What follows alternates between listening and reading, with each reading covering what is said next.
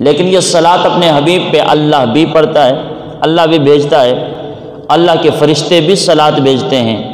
اور اہل ایمان بندوں کو بھی اللہ نے حکم فرمایا کہ تم بھی میرے محبوب پہ صلاۃ و سلام بھیجو۔ یا اللہ، صلاۃ ایک چیز ہے، سلام ایک چیز ہے، لیکن بھیجنے والا کبھی خدا ہے، کبھی خدا کے فرشتے ہیں، کبھی مومن بندوں سے مطالبہ ہوتا ہے۔ یا اللہ، تیرا بھیجنا، فرشتوں کا بھیجنا، مومن بندوں کا بھیجنا کیا ایک ہی معنی رکھتا ہے؟ نہیں، رب کا بھیجنا یہ ہے کہ ہمیشہ ہمیشہ اپنے محبوب دو جہاں صلی اللہ علیہ وسلم پر اللہ اپنی رحمتوں کا نزول فرماتا ہے، اور نزول رحمت من جانب اللہ، اس کا معنی صلاۃ ہے۔ رب کا درود بھیجنا یہ ہے کہ اللہ اپنے محبوب پہ رحمتیں بھیجتا ہے۔ اب جب فرشتے بھیجتے ہیں، اس کی نسبت فرشتوں کی طرف کی گئی کہ فرشتے بھی درود بھیجتے ہیں، پڑھتے ہیں، تو اس کا مطلب یہ کہ فرشتے رب کے بارگاہ میں ہر لمحہ یہ گزارش کرتے ہیں، مولا اپنے سونے محبوب تے درود و سلام بھیج۔ اپنے سونے محبوب کے اوپر کیا ہے؟ یا اللہ، ہر لمحہ رحمتیں نازل فرما۔ فرشتے بھی رب کے بارگاہ میں یہی التجا کرتے ہیں۔ تو جب فرشتوں کی طرف اس کی نسبت ہو لفظ صلاۃ کی کہ فرشتے صلاۃ پڑھتے ہیں، اس کا مطلب یہ ہوگا کہ فرشتے اللہ سے مانگتے ہیں مصطفیٰ کریم کے لیے رحمتیں۔ اور پھر ہمیں بھی کہا گیا تم بھی اپنے محبوب دو جہاں صلی اللہ علیہ وسلم پر درود و سلام بھیجو، خوب سلام پڑھو اور خوب درود بھیجو۔ پھر درود کی نسبت جب ہم بھیجتے ہیں، یا اللہ اس کا کیا مطلب ہوگا؟ تو اس کا معنی یہ ہے کہ میں اور آپ کو بھی اللہ حکم دیتا ہے کہ ہر لمحہ میری بارگاہ میں گزارش کیا کرو کہ یا اللہ اپنے سونے محبوب دے رحمتہ نازل فرما۔ گل جی سمجھ آئی جی؟ اللہ درود بھیجے یہ معنی اور ہے، فرشتے درود بھیجن یہ معنی اور ہے، مومن بندہ درود بھیجے یہ معنی اور ہے۔ اور جانور، چرند، پرند، درند جب درود بھیجیں تو اس کا مطلب یہ ہوتا ہے کہ وہ تسبیحات پڑھتے رہتے ہیں۔ یہ سبزہ، یہ پتھر، یہ چٹان، یہ درخت، یہ کائنات کے ذرہ ذرہ میرے محبوب پہ درود بھیجتا ہے۔ تو اس کا کیا مطلب ہوگا؟ اللہ درود بھیجے تو رحمتیں نازل کرتا ہے، فرشتے درود بھیجے تو رحمتیں رب سے مانگتے ہیں محبوب کے لیے، مومن درود پڑھے تو اس کا مطلب یہ کہ رب کی بارگاہ میں التجا کی جاتی ہے مولا کریم اپنے محبوب کی رحمتیں نازل فرما۔ تو جانور، چرند، پرند، درند، یہ دوسری جو مخلوق ساری کائنات کے اندر، تو یہ جب درود بھیجتے ہیں اس کا مطلب یہ ہوتا ہے کہ یہ ساری کائنات کے ذرے ذرے رب العالمین کی بارگاہ میں مصطفیٰ کی تسبیحات بیان کرتے رہتے ہیں، اللہ کی پاکی بیان کرتے ہیں، اللہ کے حبیب کی پاکیاں بیان کرتے ہیں۔ یہ درود کا مطلب ہوتا ہے۔ اور یاد رکھیں، درود و سلام اہل ایمان سے ہی اس کا مطالبہ ہے، اور اہل ایمان ہی صبح قیامت تک مصطفیٰ کریم پہ درود پڑھتے رہیں گے۔ دوسری بات، درود و سلام ذکر الہی میں سے سب سے افضل ذکر ہے، عبادات الہیہ میں سے سب سے اعلیٰ عبادت ہے درود و سلام۔ اس کی وجہ کیا ہے؟ نماز پڑھنے کا اللہ نے ہمیں حکم دیا ہے نا حکم؟ کبھی اللہ نے نماز پڑھی ہے؟ بولو۔ زکوٰۃ دینے کا ہمیں حکم ہے، اللہ بھی زکوٰۃ دیتا ہے۔ رمضان کے روزے رکھنے کا ہمیں حکم ہے، اللہ نے بھی کبھی رمضان کے روزے رکھے؟ بھئی وہ تو کھانے پینے، سونے، جاگنے، چلنے پھرنے سے پاک ہے، وہ مخلوق کی تمام ضروریات سے، تمام حاجتوں سے اللہ پاک ہے، تبھی تو وہ خالق اور مالک ہے۔ تو یہ دیگر عبادتیں، نماز ہے، روزہ ہے، حج ہے، زکوٰۃ ہے، دیگر تمام عبادتیں، احکام صالحہ کا حکم اللہ نے مومنوں کو عطا فرمایا ہے۔ فقط درود ایسا ذکر ہے، مصطفیٰ پاک کے لیے درود و سلام پڑھنے کا اللہ نے ہمیں بھی حکم فرمایا ہے، اور خود رب العالمین بھی مصطفیٰ پہ درود و سلام پڑھا کرتا ہے۔ اس اعتبار سے چرند، درند، پرند، ہر شے اللہ کا ذکر کرتی ہے۔ اللہ رب العزت اپنے شان شایان جس کا ذکر کرتا ہے اس ہستی کا نام جناب محمد ہے۔ اس لیے درود و سلام سرکار دو عالم صلی اللہ علیہ وسلم کی ذات پر پڑھنا اس ایک پہلو سے تمام عبادتوں پر فضیلت رکھتا ہے، کیونکہ ساری عبادتیں بندوں کو حکم ہے کہ تم کرو، اور درود السلام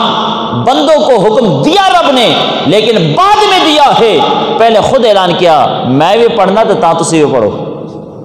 پہلے خود اللہ رب العزت نے ارشاد فرمایا کہ میں خدا بھی مصطفیٰ پہ درود السلام بھیجتا ہوں۔ اس اعتبار سے درود السلام تمام عبادتوں سے کیا ہے؟ افضل ترین۔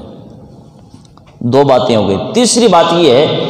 کہ درود السلام کی جتنی کثرت کی جائے اور جتنے خلوص کے ساتھ درود السلام پڑھا جائے، اتنا ہی بندہ مومن کو مصطفیٰ کا قرب، خدا کا قرب حاصل ہوا کرتا ہے۔ نبی پاک صاحب الاولاق صلی اللہ علیہ وسلم نے ارشاد فرمایا بروز قیامت میدان محشر میں، قیامت کی ہولناکیوں میں اور آخرت قیامت کے تمام معاملات طے کرنے کے بعد جنت میں جا کر فرمایا مومنوں میں جو سب سے زیادہ میرے محمد کے قریب ہوگا وہ وہی ہوگا جس نے دنیا کی زندگی میں مجھ پر کثرت سے درود السلام پڑھا ہوگا۔ درود السلام ایسی عبادت ہے کہ جس کے پڑھنے سے اللہ اپنے قرب کے ساتھ ساتھ مصطفیٰ کا بھی قرب خاص عطا فرما دیتا ہے۔ اور اس لیے بھی نبی پاک صلی اللہ علیہ وسلم نے ارشاد فرمایا کہ جمعے کے دن کثرت سے درود السلام پڑھے گا میں محمد اس کی شفاعت ضرور فرما دوں گا۔ اور صحابہ کرام رضوان اللہ علیہم اجمعین، ان کے بعد میں آنے والے تابعین، تبع تابعین، از ہمارے اسلاف مشائخ جو تھے، ان کا یہ وتیرہ رہا۔ حضرت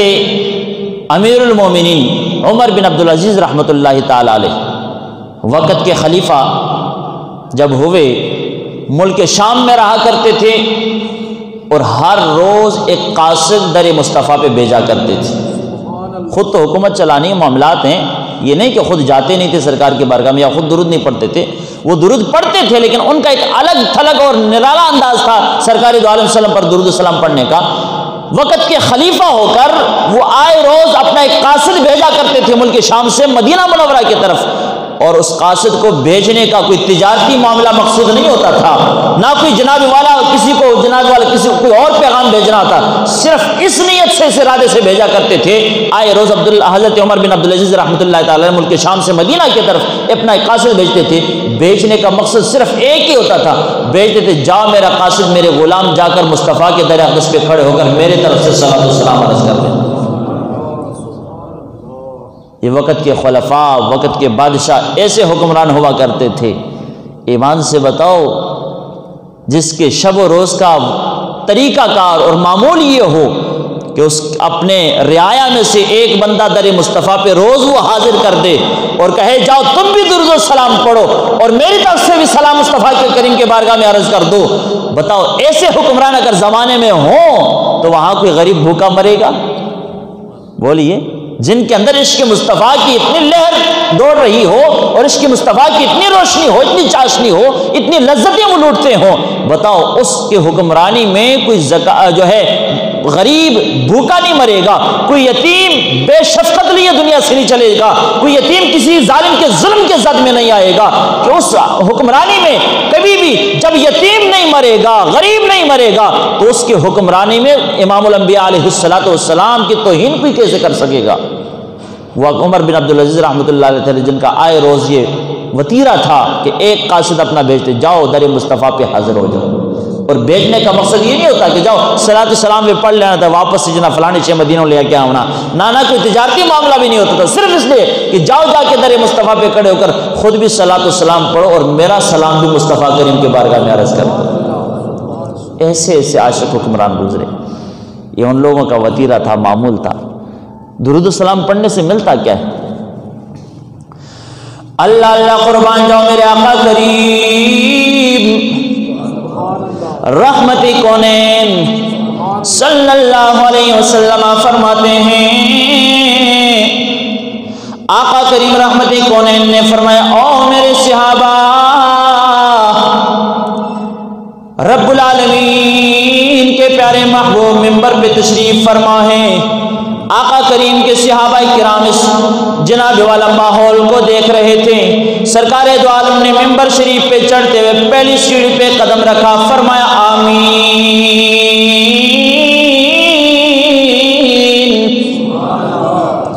دوسری سیڑھی پہ قدم رکھا، فرمایا آمین، تیسری سیڑھی پہ قدم رکھا، فرمایا آمین۔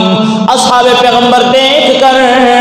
حیران رہ گئے کہ سرکار سے کوئی کلام بھی نہیں کرتا، کوئی دعا یا کلمات بھی سنائی نہیں دے رہے، میرے آقا کریم کے بارگاہ میں کوئی باتیں کرنے والا بھی موجود نہیں، ہم میں سے کسی نے کلام بھی نہیں کیا ہے۔ اپنے آپ سے سرکار یہ کے بعد دیگر 3 مرتبہ آمین کہتے منبر پر تشریف فرما ہوئے۔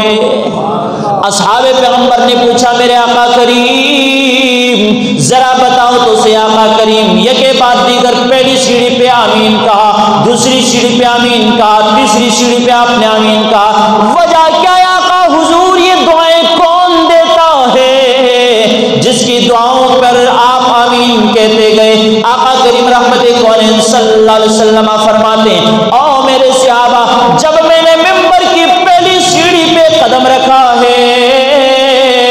تب فوراً جناب جبریل میری خدمت میں حاضر ہوا ہے۔ حاضر ہو کر عرض کرنے لگا آقا حضور بدبخت ہے وہ شخص زمانے کے اندر، وہ آپ کا امتی مومن بدبخت ہے جس کی زندگی میں ماہ رمضان آ جائے، رمضان کا مہینہ پا کر روزے نہ رکھتے ہوئے بھی جنت میں نہ جا سکا۔ آقا کریم اس سے بڑا بدبخت کوئی نہیں۔ میرے آقا کریم فرماتے ہیں جب اس نے بدبختی کا اعلان کر دیا کہ جو روزہ نہ رکھے یا روزہ رکھنے کے باوجود جنت نہ جا سکے، فرمایا میرے آقا کریم نے جبریل کی اس بدبختی کے اعلان پر میں محمد نے آمین کہہ دیا ہے۔ جب دوسری سیڑھی پہ میرے محبوب نبی صلی اللہ علیہ وسلم نے قدم مبارک رکھا، آقا کریم فرماتے ہیں پھر جبریل میرے بارگاہ میں عرض گزار ہوتا ہے اے یا رسول اللہ صلی اللہ علیہ وسلم، بدبخت ہے زمانے میں وہ شخص کہ جس کی زندگی کے اندر آپ کا نام نامی اسم گرامی اس کے سامنے لیا جاتا ہے، پر آقا کریم آپ کا نام نامی سن کر درود و سلام نہ پڑھے، اس سے بڑا بدبخت زمانے میں کوئی موجود نہیں۔ آقا کریم فرماتے جب جناب جبریل نے اس بدبخت کے لیے بھی دعا فرمائی، میں محمد نے دوسری سیڑھی پہ قدم رکھ کے آمین کہہ دیا ہے۔ جب تیسری سیڑھی پہ قدم رکھا، آقا کریم نے پھر فرمایا آمین۔ اصحاب پیغمبر نے گزارش کیا آقا حضور تیسری مرتبہ آپ نے آمین کیوں کہا؟ یہ بات بڑی غور طلب ہے، میرے آدوال کے نمازیوں ذرا یاد رکھنا، میرے محبوب کے غلاموں، اپنی زندگی اپنے گریبانوں کے اندر ہم جھانک کر دیکھ لیں کہ اللہ کے رسول اور جناب جبریل نے کن کن لوگوں کو بدبختی کا سرٹیفکیٹ عطا فرمایا ہے۔ اللہ اللہ قربان جا میرے آقا کریم فرماتے تیسری مرتبہ آمین کہا، اصحاب پیغمبر کے اصرار پر سرکار نے فرمایا پھر جناب جبریل میرے پاس آئے ہیں، آ کر کہتے ہیں یا رسول اللہ اس سے بڑا بدبخت کوئی نہیں جس نے اپنی زندگی میں ماں باپ دونوں یا دونوں میں سے کسی ایک کا بڑھاپا پایا ہو اور خدمت کر کے جناب والا جنت سے پھر بھی معروم رہا۔ آقا کریم اس سے بڑا بدبخت کوئی نہیں۔ میرے آقا کریم فرماتے ہیں میں نے جبریل کی اس دعا پر بھی آمین کہہ دیا ہے۔ کل سمجھ آئے کہ نہیں؟ جو رمضان دا میں نہ پاوے تے ادب تے احترام نہ کرے، روزے نہ رکھ کے جہنمی بنے یا روزے رکھ دیا یا احترام حقوق پورا نہ کر کے جہنمی بنے پھر بھی جنت نہ حاصل ہوگے، سرکار فرماتے اس سے بڑا بدبخت کوئی نہیں۔ میرے آقا نے فرمایا جبریل ٹھیک پہ کرنا آمین، اللہ تیری دعا قبول کرے۔ پھر عرض کی تھی آقا توڑا نام نام اس میں گرامی توڑے امتی دے سامنے لیا جائے، توڑے تو درود نہ بھیجے، سرکار اس تو بڑا بدبخت جبریل نو کائنات سے نظر کوئی نہیں آ رہا۔ میرے آقا کریم نے فرمایا جبریل اللہ کرے تیری اے بھی دعا قبول ہوئے، بدبخت رہ جائے۔ تیسری دعا سرکار دو علیہ وسلم فرماتے ہیں کہ جبریل نے اے آخیا کہ آقا حضور کہ اس تو بڑا بدبخت بھی میری نگاہ میں کوئی نہیں نظر آیا کہ جڑا ماں پیو بڑھاپے دی عمر چپائے دووے یا دو ایک تو انہوں نے خدمت کردیا ہویا بھی جہاں جنتی نہ بن سکے محروم روے، اس تو بڑا بدبخت کون ہے؟ میرے آقا علیہ السلام نے ارشاد فرمایا آمین جبریل تو اللہ کرے توڑی اے بھی دعا قبول ہو جائے، اس تو بڑا بدبخت بھی کوئی نہ بنے کائنات سے۔ یہ بات اب غور طلب ہے کہ جو سرکاری دو عالم صلی اللہ علیہ وسلم پر درود نہ پڑھا جائے تب بھی بندہ بدبخت رہتا ہے۔ ایک روایت کے اندر میں نے پڑھا، سرکار دو عالم صلی اللہ علیہ وسلم ارشاد فرماتے جس کے سامنے میرا نام نامی اس میں گرامی لیا جائے اور میرا نام کا ذکر ہو اور وہ پھر مجھ محمد پر درود نہ پڑھے، فرمایا جس نے نام محمد سن کے درود نہ پڑھا، سب پڑھیے صلی اللہ علیہ وسلم، سرکار فرماتی جس نے نام سن کر درود پڑھنا اس دنیا میں بھلا دیا ہے، کل بروز قیامت اللہ اس کو جنت کا رستہ بھلا دے گا، وہ جنت کا رستہ بھول جائے گا جس نے سرکار کا نام سن کر درود نہ پڑھا ہو۔ اور پھر فرمایا سرکار نے کہ جس کے ماں باپ بوڑھے ہو جائیں، آج میں اور آپ ہر ایک کے ماں باپ بوڑھے ہیں، جن کے ہیں اللہ تعالیٰ ان کو زندگی عمر خضری عطا فرمائے عزت کے ساتھ، اور جن کے دنیا سے چلے گئے اللہ تعالیٰ ان کے مرقد پر کروڑ رحمتیں اپنے نازل فرمائے۔ حضرات اسی وقار ماں باپ چلے جاتے ہیں تو پتہ چلتا ہے، ماں باپ چلے جائیں تو پھر پتہ چلتا ہے کہ ماں باپ کا مقام کیا ہے۔ ہائے ہم نے کتنا بڑا خزانہ کھو دیا، کتنی بڑی نعمت ہم سے چھینی گئی ہے۔ اس لیے ہاتھ باندھ کے گزارش کرتا ہوں دوستو، جن کے والدین ہیں اپنے والدین کی قدر کرو، نہ جانے کتنے دن وہ جیتے رہیں گے، اور جیتے جاگتے ان کی خدمت کرو، ان کی خاطر کیا کرو، تمام معاملات میں ان کا خیال رکھا کرو، ان کی ہمدردی میں رہا کرو، اس لیے کہ ان کی آنکھیں تو بند ہو جائیں گی لیکن ان کی دعائیں تمہارا پیچھا کبھی نہیں چھوڑیں گے۔ اگر خدمت کی اور اگر خدمت نہ کی، ستایا ماں باپ کو، تو پھر یاد رکھنا کہ نہ تمہاری اس زندگی میں تمام اعمال، نماز، روزے، حج، زکوٰۃ، یہ سارے معاملات ہمارے تباہ اور برباد ہو جائیں گے، اور پھر مرنے کے بعد بھی ماں باپ رہیں نہ رہیں ان کی بد دعائیں تا دم آخر تمہارے ساتھ رہیں گی۔ اس لیے اپنے والدین کا خصوصی خیال رکھا کرو، اور خاص طور پر ماں باپ کا بڑا مقام ہے، بڑا مرتبہ ہے کہ اس سے بڑا بدبخت کوئی شخص کوئی نہیں جو ماں باپ کی خدمت کرے اور جنتی نہ بن سکے، سرکار کا فرمان عالی شان ہے۔ لیکن اس کے باوجود بھی ماں باپ دونوں کا بڑا مقام ہے، لیکن دونوں میں سے جو باپ کا مرتبہ ہے اس کے کروڑویں حصے کو ماں کا مقام نہیں پہنچ سکتا۔ یاد رکھو جنت کے 8 دروازے ہیں، سرکار نے فرمایا درمیانہ دروازہ ہے باپ۔ جتنی نمازیں ہم پڑھ لیں، جتنے زکوٰۃ دے دیں، جتنا صدقات و خیرات دے دیں، جتنی نیک اعمال کر لیں، ہم جیتے جاگتے جنت کا ٹکٹ ہمیں مل جائے، چلے تو گئے، ٹکٹ تو مل گیا دروازے پر، اب دروازہ ہی اللہ نہ کھولے تو کیا کریں گے؟ بولیے الیاذ باللہ۔ اللہ میں اور آپ سب کو والدین کی نافرمانی سے محفوظ رکھے۔ باپ جنت کا دروازہ ہے، اور درمیانی دروازہ تب کھلے گا جنت کا جس کا باپ راضی ہوگا۔ اور رحمت عالم صلی اللہ علیہ وسلم نے ارشاد فرمایا رضا رب فی رضا الوالد، فرمایا کہ رب کی بھی رضا باپ کی رضا میں ہے، کیونکہ یہ تمہارا مجازی رب ہے۔ جب تک مجازی رب راضی نہیں ہوگا حقیقی رب کبھی بھی راضی نہیں ہوگا۔ اس لیے اللہ کے بارگاہ میں التجا کر سکتے ہیں، مولا ہم سب کو عمل کی توفیق عطا فرما۔ تو میں عرض کر رہا تھا درود السلام کے حوالے سے، یہ درمیان میں زمن میں ایک بات آ گئی، کہہ دی، کوئی امید ہے کہ آپ احباب عمل کریں گے اس پر۔ حضرت امام علامہ سخاوی رحمۃ اللہ تعالی علیہ آپ فرماتے ہیں کہ حضرت کعب رضی اللہ تعالیٰ صحابی رسول ہیں، انہوں نے بیان کیا اس روایت کو، القول البدی کے اندر اس روایت کو نقل کیا گیا ہے۔ اللہ اللہ قربان جاؤ، اللہ کریم رب العالمین نے جناب موسیٰ پر وحی فرمائی، سبحان اللہ کی آواز ہے۔ اللہ کریم فرماتے حضرت کعب رضی اللہ تعالیٰ عنہ بیان کرتے ہیں اللہ کریم نے جناب موسیٰ سے فرمایا، او میرے موسیٰ اگر میرا عبادت گزار کائنات میں کوئی باقی نہ رہے، اگر میرا عبادت گزار کوئی نہ ہوتا تو موسیٰ میں سارے گناہگاروں کے لیے ایک پلک جھپکنے کے برابر بھی مہلت نہ دیتا، فوراً تباہ اور برباد فرما دیتا۔ قربان جاؤں جناب موسیٰ کلیم اللہ علیہ السلام نے یہ بھی وحی خداوندی کو سنا، سننے کے بعد دوبارہ میرے رب نے کلام فرمایا، او میرے پیارے موسیٰ اگر میرا عبادت گزار کوئی نہ ہوتا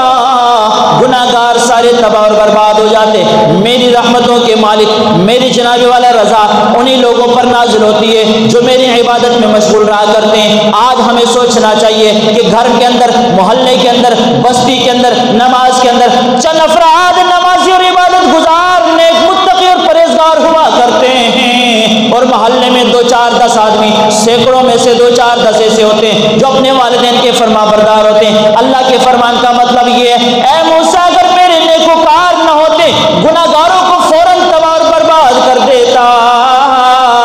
پتہ چلا نیکوکاروں کے صدقے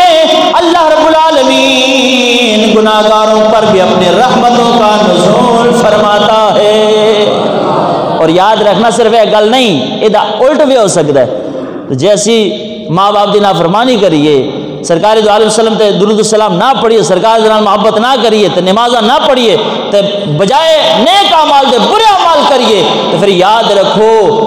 گناہگاراں دی وجہ تو نیکوکاراں دا عذاب بھی آوندا ہے۔ گل تے سمجھ آئی کہ نہیں آئی؟ اللہ اللہ قربان جو حضرت کعب فرماتے اللہ نے فرمایا موسیٰ اگر نیکوکار نہ ہوتے، عبادت گزار نہ ہوتے تو گناہگاروں پر فوراً عذاب نازل کرتا، ایک پلک جھپکنے کے برابر بھی مہلت نہ ملتی۔ اللہ کریم نے پھر فرمایا او میرے موسیٰ اگر کائنات عالم کے اندر لا الہ الا اللہ کہنے والا کوئی موجود نہ ہوتا تو موسیٰ کریم میں فوراً قیامت کی کو نازل فرما دیتا، قیامت کا دن لاتا اور ساری کائنات تباہ و برباد ہو جاتی۔ پھر میرے اللہ کریم نے فرمایا او میرے موسیٰ ایک سوال کا جواب تم دے دو، کیا پسند کرتے ہو پیارے موسیٰ قیامت کا دن ہو، قیامت کی ہولناکیاں ہوں، میدان محشر کی سختیاں ہوں، موسیٰ کیا پسند کرتے ہو کہ مولا میں موسیٰ کو قیامت کے دن بھی پیاس نہ لگ جائے؟ سبحان اللہ کی آواز آئے۔ جناب موسیٰ کلیم اللہ عرض کرتے ہیں مولا یہ بات کس کو نہیں پسند ہوتی کہ اگر میدان محشر کے اندر قیامت کی ہولناکیوں میں سوا نیزے پہ سورج ہوگا، زمین تانبے ہوگی، اپنے ہی پسینے میں حضرت انسان ڈبکیاں لگا رہا ہوگا۔ پروردگار عالم کس کو یہ بات پسند نہیں کہ اس دن بھی کسی کو پیاس کی شدت محسوس نہ ہو جائے، پیاس نہ لگ جائے۔ پروردگار عالم نے فرمایا میرے موسیٰ چاہتے ہو کہ محشر کے میدان میں پیاس نہ لگ جائے؟ عرض کرنے لگے مولا کیوں نہیں، تمہارے موسیٰ کی یہی تو تمنا ہے کہ قیامت کے دن پیاس نہ لگ جائے۔ میرے اللہ کریم نے فرمایا اور میرے پیارے موسیٰ اگر یہ چاہتے ہو تو پھر سن لو میرا اعلان ہے، موسیٰ میرے آخری نبی جناب محمد رسول اللہ میرے محبوب نبی، غمخوار امت کے غمخوار آقا، جناب گناہگار امت کے غمخوار آقا، بے سہارا امت کے سہارا نبی، میرے آخری محبوب پر کثرت سے درود و سلام پڑھتے رہا کرو، میں خدا محشر کے میدان میں اپنے کلیم اللہ کو پیاس کی شدت سے محفوظ رکھ لوں گا۔ پیاس نہیں لگے دی محشر دے میدان چے، وظیفہ رب نے بتایا بھی کلیم اللہ نو، تو جب رب بتائے تو کلیم اللہ جیسا صادق آدمی تو جلیل القدر پیغمبر وہ وظیفہ نہیں کرتا ہوئے گا؟ یار باپ آ کے بیٹے نہ کام کرتے، ایک باری چلو سستی ہو گئی، تیسری باری باپ آ کے تو بیٹا من جائے گا، گھر دا سربراہ اپنے رعایا نو آکے گا تو گل من جائے گا، وقت تو حکمران ایک باری من دے، دو باری من دے، ترے باری کوئی گل آکھے تو جناب رعایا من جائے گی، اگر بہتر فیصلہ ہویا چنگی گل ہوئی تو حضرات ذی وقار رب کہے موسیٰ جب پیاس تو بچنا چاہتے ہو، محشر دے پیاس تو بچنا چاہتے ہو، قیامت دی پیاس تو ہلا کی دے وچ، تو پھر میرے محبوب تے کثرت دے نال درود پڑھیا کرو۔ رب نے وظیفہ دسیا ہوئے گا میرا ایمان کے اندر، موسیٰ نے پھر سارے عمر سرکار تے درود و سلام پڑھتا رہا۔ اللہ اللہ قربان جو حضرت علامہ سخاوی رحمۃ اللہ تعالی علیہ آپ فرماتے ہیں، حضرت کعب ہی سے روایت کرتے ہیں محشر کے میدان میں قیامت کے دن اللہ کے پیارے پیغمبر حضرت آدم علیہ السلام رب کے عرش پاک کے سائے میں رہیں گے۔ اللہ دے عرش تھلے جناب آدم علیہ السلام عرش الہی کے سائے میں رہیں گے اور دیکھ رہیں گے، آدم علیہ السلام معائنہ کریں گے میرے اولاد میں سے کون جنت میں لے جایا جا رہا ہے، کس کو جہنم میں ڈالا جا رہا ہے۔ حضرت علامہ سخاوی فرماتے ہیں حضرت آدم علیہ السلام یہ سارا نظارہ کریں گے کہ کون جنتی ہے، کون جہنم میں جا رہا ہے۔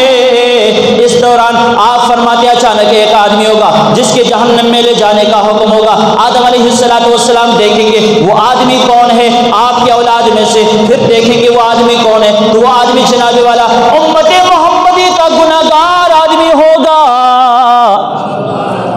ایک امت محمدی کا گناہگار آدمی انہوں فرشتے پکڑ کے جہنم میں لے جا رہے ہوں گے۔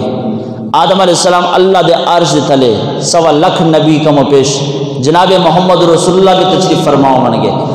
سرکار توجہ نہیں فرمان گے، آدم علیہ السلام دے توجہ پوے گے اس آدمی دوتے آپ ویکھ کے تے کون ہے جناب محمد دا امتی ہے، آدم علیہ السلام فوراً سرکار دو عالم نے صدا دیں گے، میرے محبوبہ تیرا امتی گناہگار تے لے جایا جا رہا ہے جہنم وال۔ علامہ سخاوی فرماتے ہیں سرکار دو عالم فوراً آنسو بہاتے ہوئے اپنے امتی پر نظر کرم فرمائیں گے قربان جاؤ میرے آقا کریم اٹھیں گے، اٹھ کر عرض کریں گے، آپ فرمائیں گے اے جہنم کے فرشتوں چھوڑ دو میرے امتی کو، جہنم کے رستے سے چھوڑ دو، ادھر جنت کی طرف اس کا رخ کر لیا جائے۔ سرکار دو عالم صلی اللہ علیہ وسلم فرماتے ہیں فرشتے آگے سے عرض کریں گے اے اللہ کے نبی آپ کا حکم سر آنکھوں پہ، لیکن اس وقت ہم رب العالمین کے حکم کی اطاعت کی پابندی کرنے والے ہیں۔ اللہ اللہ قربان جاؤ، علامہ سخاوی فرماتے القول البدیع کے اندر اس روایت کو نقل فرمایا، آپ فرماتے سرکار دو عالم کھڑے ہوں گے، رب العالمین کے بارگاہ میں عرض کریں گے یا ربی، عرض کریں گے پروردگار عالم قد وعدتنی اللہ تخزینی فی امتی۔ سرکار دو عالم کھڑے ہو کر عرض کریں گے مولا کریم کیا تو نے مجھ سے وعدہ نہیں فرمایا تھا کہ اے محمد امت کے حوالے سے آپ محمد کو کبھی رسوائی کا سامنا نہیں ہونے دوں گا۔ اللہ اللہ میرے اور آپ کے غمخوار آقا، ہم گناہگاروں کے، ہم بے سہاروں کے سہارا آقا رب العالمین کے ایک چاری میں کھڑے ہوں گے، عرض کریں گے مولا کریم تیرا مجھ سے یہ وعدہ تھا کہ امت کے حوالے سے رسوا نہیں کروں گا، اب میں محمد گزارش کرتا ہوں پروردگار عالم میرا یہ جہنم میں جانے والا امتی اس کو جنت کی ٹکٹ دے دی جائے۔ اللہ اللہ قربان جاؤ، علامہ سخاوی فرماتے جب سرکار دو عالم اتنی گزارش کریں گے رب العالمین حکم فرمائے گا اے جہنم کے فرشتوں چھوڑ دو میرے محبوب کی امتی کو، میرے محبوب کی امتی کو چھوڑ دو، میرا محبوب سامنے آ گیا ہے، اب اس کا وسیلہ چلے گا، اب اس کی شفاعت چلے گی، اب اس کی جناب والا صدائیں بلند کرنا یہ مجھے امتی کے لیے کام آئیں گی۔ اے میرے جنت اے جہنم کے فرشتوں چھوڑ دو محمد کی امت کو، اس کو جناب والا جنت کی طرف لے جایا جائے۔ اللہ اللہ قربان جاؤ، سرکار دو عالم کی شفاعت پر اسے جنت میں بھیج دیا جائے گا۔ جب وہ جہنم کے رستے سے ہٹا کر جنت کی طرف چل پڑے گا، سرکار دو عالم صلی اللہ علیہ وسلم فرمائیں گے فرشتوں اس طرح نہیں کہ ادھر سے ہٹا کے جنت کی طرف بھیجا جا رہا ہے، نہ میرے امتی کے نامہ اعمال کو دوبارہ تولا جائے، ترازو لگے دا دوبارہ اس آدمی دا اس گناہگار دے جہنم والے جایا جا رہا ہے۔ سرکار فرماتے ہیں کہ ترازو لگا دیا جائے گا، اس کے نام اعمال دوبارہ تولے جائیں گے۔ پہلے فرشتے کے اندر سن آقا اس امتی دے گناہ زیادہ نے اس واسطے جہنم چلے جایا جا رہے ہون، جو دوبارہ وزن ہوئے گا سرکار دو عالم صلی اللہ علیہ وسلم حضرت علامہ سخاوی فرماتے ہیں کہ سرکار دو عالم صلی اللہ علیہ وسلم کیا کریں گے اپنی طرف سے کاغذ کا ٹکڑا نیکیوں والے پلڑے میں رکھ دیں گے، ایسے ایک ہی پرچی نیکیوں والے پلڑے میں سرکار رکھ دیں گے، تولا جائے گا، وزن کیا جائے گا، او گناہ کتنے تھے نیکیاں کتنے، ایک ہی پرچی کی بدولت وہ جو جہنم کا فیصلہ ہو چکا تھا، لیکن مصطفیٰ کریم کی شفاعت کی وجہ سے رب نے فیصلہ بدل دیا اور پھر سرکار نے کرم نوازی فرما دی، اپنے طرف سے ایک ہی ٹکڑا کاغذ کا اٹھایا، اٹھا کے نیکیوں والے پلڑے میں رکھا، فرمایا اب وزن کرو۔ جب دوبارہ امت کے گناہ تولے گئے تو اس امتی کے پلڑے کے اندر نیکیوں کا پلڑا وہ جو آسمانوں پہ جا رہا تھا اور گناہوں کا پلڑا زمین پر بیٹھا ہوا تھا۔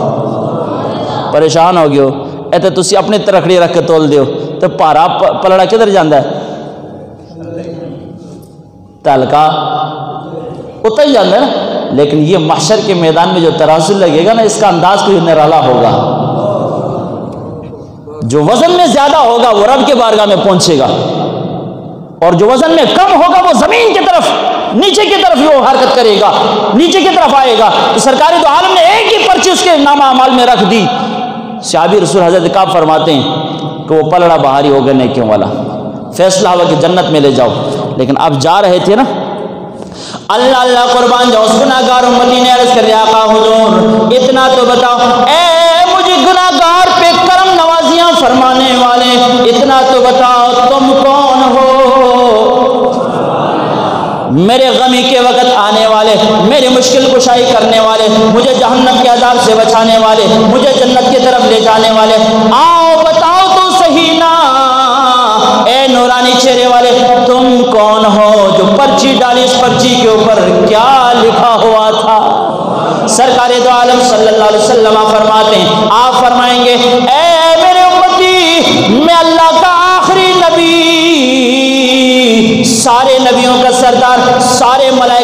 خبردار، کل کائنات کا رسول ہوں اور تیرا بھی رسول ہوں میں، جناب محمد الرسول اللہ ہوں۔ پوچھے گا آقا کریم پھر اتنا بتاؤ یہ پرچی کیا تھی کہ جس کی وجہ سے میری نیکیاں بہاری ہو گئی؟ آقا کریم فرمائیں گے اے میرے غلام میں محمد ہوں، اور جو پرچی نامہ اعمال میں رکھ دیے تو نے زندگی کے اندر محبت بھرے انداز میں محمد پر تو نے ایک مرتبہ درود و سلام بھیجا تھا،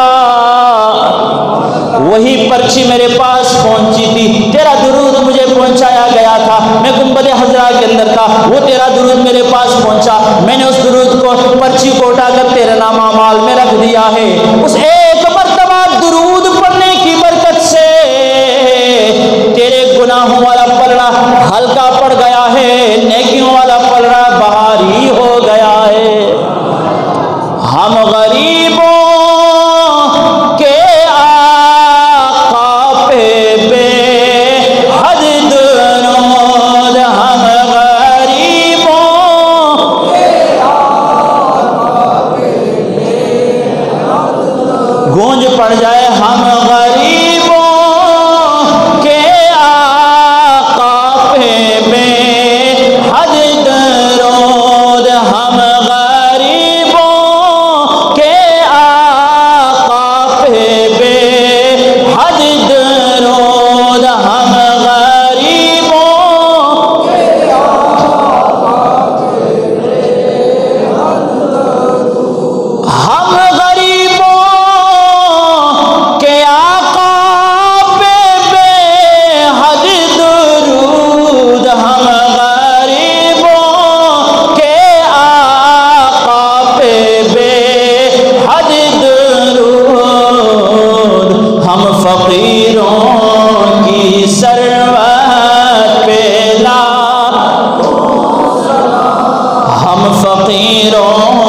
کی ثروت پہ لاکھوں سلام، ہم یہاں سے پڑھیں وہ مدینے سنے، سبحان اللہ، ہم یہاں سے پڑھیں وہ مدینے سنے، ہم یہاں سے پڑھیں وہ مدینے سنے، ہم یہاں سے وہ مدینے سنے، مصطفیٰ کی سماعت پہ مصطفیٰ کی سماعت پہ مصطفیٰ جان رحمت پہ ساری عمر گناہوں کے اندر گزارنے والا شخص زندگی میں ایک مرتبہ درود پڑھتا ہے مصطفیٰ کریم کی ذات پر، بروز محشر جہنم کا فیصلہ ہو رہا ہوتا ہے، میرے آقا کریم شفاعت کے لیے تشریف فرماتے ہیں اور آ کر رب العالمین کے بارگاہ میں اس گناہگار امتی کی شفاعت کر کے درود کی ایک پرچی نامہ اعمال میں ڈال کر جنت میں لے جا سکتے ہیں۔ دعا والو اگر میں اور آپ کثرت سے سرکار پر درود پڑھیں، رب العالمین کے پیارے حبیب ہمیں بھی محشر کے میدان میں بے سہارا کبھی نہیں چھوڑیں گے، اپنے رب کی بارگاہ میں ہماری شفاعت فرما کر محبوب کائنات ہمیں بھی جنت میں داخل فرما دیں گے۔ مصطفیٰ جانے پہ لاکھوں سلام، مصطفیٰ جانے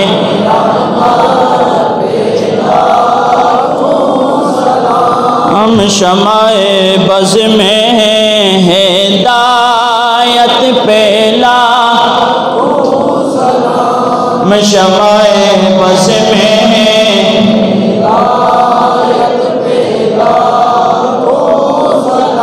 بس آخری بات عرض کرنے لگا ہوں، یہ میرے ہاتھ میں تبلیغی نصاب، کون سی کتاب ہے؟ کون سی کتاب ہے؟ اپنے بچوں نے سکول داخل کرتے پرائیویٹ سکول اس سکول دے وچ اس کالج دے وچ اس یونیورسٹی فلانا سلیبس پڑھایا جاتا ہے، نصاب کا مطلب سلیبس ہی ہوتا ہے، پریشان نہیں ہونا، اے تبلیغی نصاب ہے، اے تبلیغی اے تبلیغ نصاب دوسرا نام ہے فضائل اعمال. کہ کتاب کا نام ہے فضائل اعمال.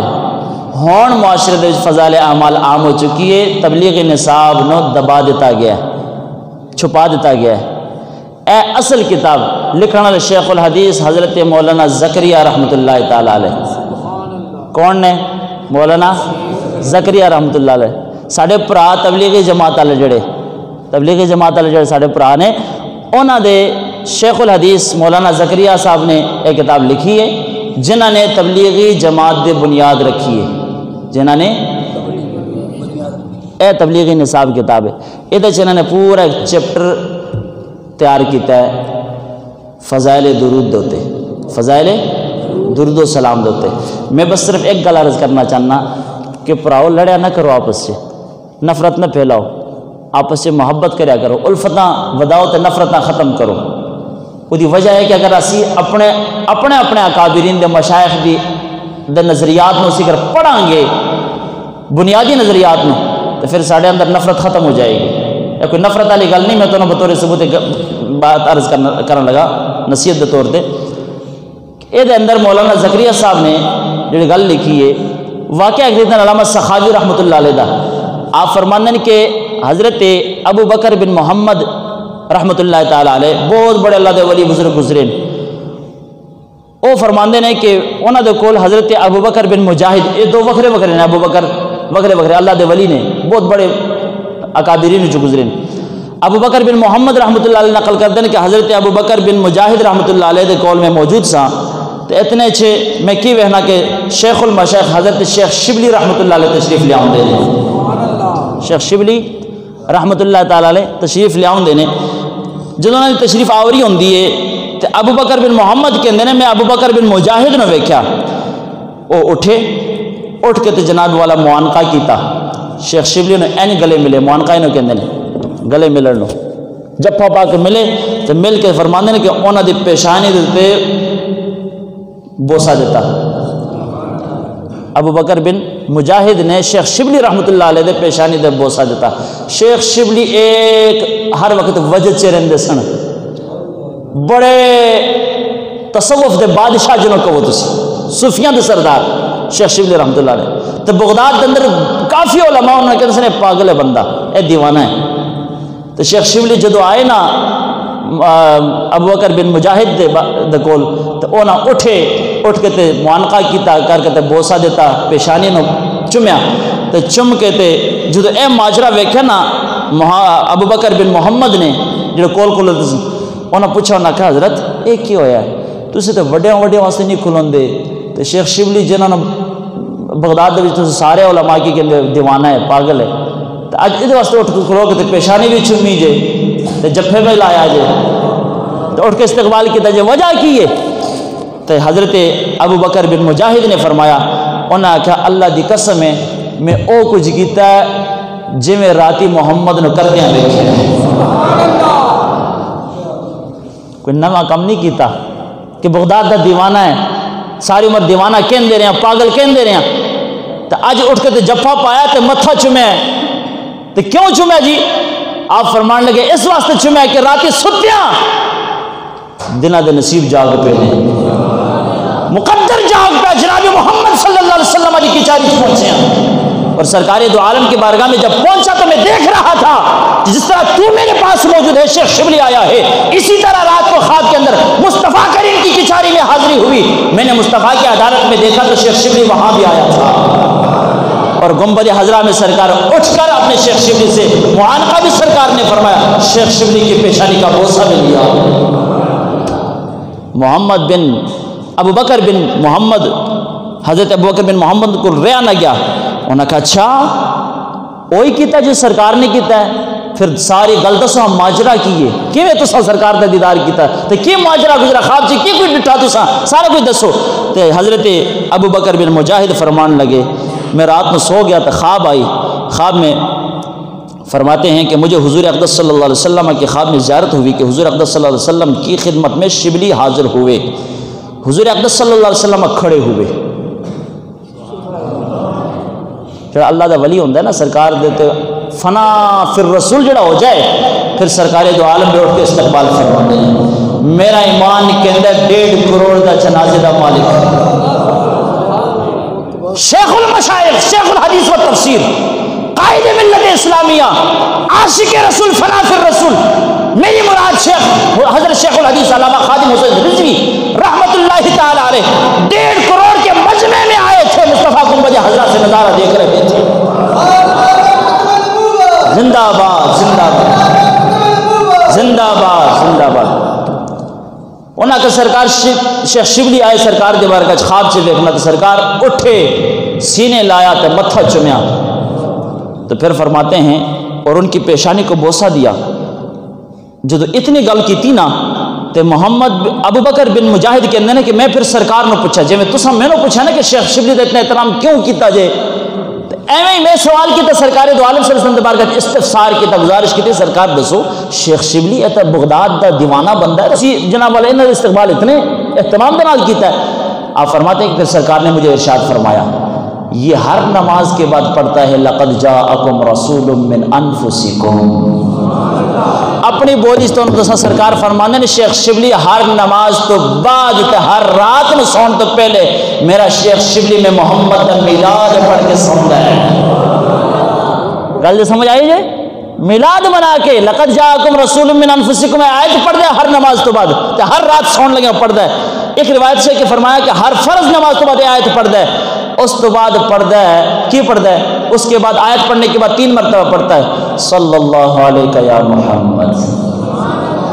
کون لکھتا پیا یار؟ کم از کم تبلیغی پر وہاں کی گزارش ہے، دیوبندی مکتبہ فکر نال ساڈے پرا نے انہاں کی گزارش ہے کم از کم اپنے مشائخ دے نظریات بنیادی اگر پڑھے ہوندے نا تاکہ امت دے اندر نفرت نہ پھیلاندے، اس درود پاک میں شرک تے بدعت تے کفر نہ کہندے۔ شیخ شبلی علیہ رحمہ خادم سرکار نے فرمایا کہ شیخ شبلی ہر نماز تو بعد لقد جاءکم رسول من انفسکم آیت پڑھ دے، میرا میلاد والی آیت پڑھ کے اس تو بعد 3 باری پڑھ دے صلی اللہ علیہ یا محمد۔ بولو تو کتنے روز گنبد حضرات جا کے پڑھ دے، بغداد سے رہ کے شیخ شبلی پڑھ دے، تو بغداد کتنے تھے مدینہ کتنے تو اتنے پڑھ دے۔ تو سرکار فرماتے ہیں 3 مرتبہ جب یہ پڑھتا ہے ہر فرض نماز کے بعد آیت پڑھنے کے بعد، فرماتے ہیں جب اتنا یہ 3 مرتبہ پڑھتا ہے تو پھر اس کے یہ 3 مرتبہ صلی اللہ علیہ یا محمد پڑھنا میں محمد کو اتنا پسند ہے کہ میں اٹھ کے استقبال کر لیا کرتا ہوں۔ گل تو سمجھ آئی جی کہ نہیں آئی؟ درود و سلام دی کتنی فضیلت ہے، کتنی برکتاں نے۔ درود پڑھنے والے تو پتہ چلے کہ سرکار خود اٹھ کے استقبال کرن گے تو خود شفاعت کر کے اگر جہنمی بندہ ہوئے تو انہیں جنت چلے جائیں گے درود کی برکت دے نال۔ اللہ وحدہ لا شریک سانو سارا عمل دی توفیق عطا فرمائے، اپنے والدین کا احترام کرنے کی توفیق عطا فرمائے، اپنے سرکار دے درود و سلام پڑھنے کی توفیق عطا فرمائے، سرکار دے ناموں سے رسالت واسطے مر مٹن کی توفیق عطا فرمائے۔ ایک کوئی نعرہ لگاؤ من سب نبیا، اے میرا نعرہ نہیں ہے، سرکار دا خود فرمانے، سرکار نے فرمایا من سب نبیا، اسی تے کہنا سرکار دے نوں جڑا گالاں دے او دے بارے جی نرم رویہ اختیار کرے، چھوڑو جی او فرانس تے لگا رہے، اوتھے ریاست کوئی نہیں، اسلامی ریاست کوئی نہیں، انہاں دا قوانین آزادی ہے، نانا آزادی کوئی نہیں، کائنات کے کونے کونے میں سرکار دو عالم کی جب توہین کی جائے گی، امت مسلمہ اگر زندہ ہے تو امام مالک نے فرمایا یا تو بدلہ لے لے، نہیں تو پھر ساری امت مر جائے، اس سے بہتر ہے۔ تو ایک ہی نعرہ ہے مسلم شریف کی حدیث، سرکار نے فرمایا من سب نبیا فقتل، جو کسی نبی کو کوئی بندہ گالی دے قیامت تک فرمایا اس کو کاٹ کے رکھ دیا جائے۔ من سب نبیا، اونچی آواز سے من سب نبیا، من سب نبیا، من سب نبیا، گستاخ رسول کی ایک سزا۔ وآخر دعوانا الحمدللہ رب العالمین۔